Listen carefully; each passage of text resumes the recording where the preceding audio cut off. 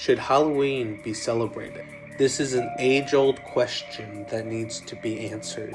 To find any answer, we must go to the roots. On the surface, it seems safe and playful, but underneath, it's dark and dreadful. Let's go to the name itself. It was originally called Samhain, a pagan festival rooted in the ancient occult. The Celtic originally founded it. Normally celebrated between October 30th and November 1st. This type of festival was the most important fire festival of all fall equinox and winter solstice by welcoming in the dark half of the year.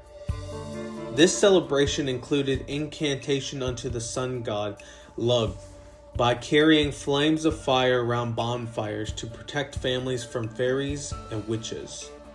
It is said that various kinds of monstrous creatures would come visit them during this time in the night. Many of them would fear that these dark creatures and spirits would destroy the crops or kill livestock.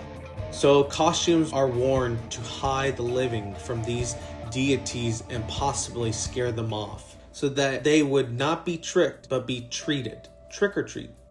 Around the world, it is celebrated differently but has the same type of concept. The jack-o'-lantern is the carving of scary like demon faces on pumpkins and place them into the windows or near doors to frighten away wandering evil spirits.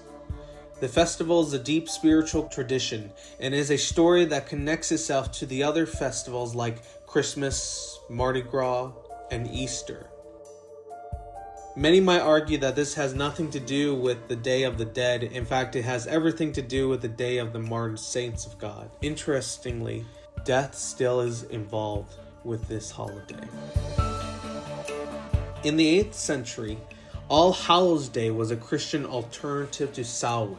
Pope Boniface IV declared to celebrate the festival on May 13th to honor all martyred saints. Then about 100 years later, Pope Gregory III changed it to be celebrated on November 1st, which was slowly blended with Samhain into All Saints Day, All Souls Day, All Hallows Eve, or what is known today, Halloween.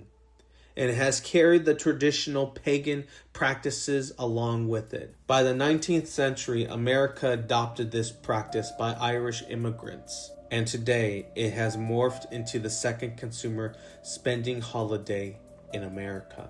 Where are people keeping these Halloween decorations the rest of the year? I can't be the only one thinking this. Now it seems like every house that I pass, they got Warner Brothers budget. It's like they rented props from the Beetlejuice set. Everyone's complaining about inflation and the price of eggs, but Home Depot can't keep these 40-foot skeletons on the shelves. Where are people even getting this stuff? And most of the decorations that I see can't fit in people's attics or basements or garages. So they're literally just renting storage units for Frankenstein? Well, it's that time of year again where every other house turns their front lawn into an altar of witchcraft and death. We got gravestones, skeletons, bloody corpses, just all this casual neighborhood decor, because nothing screams welcome home like a severed head by the mailbox. You know, I used to think it was totally normal too, but now in hindsight, I realize how cringe it is that we as a culture just collectively celebrate darkness, fear, and death like it is a hobby.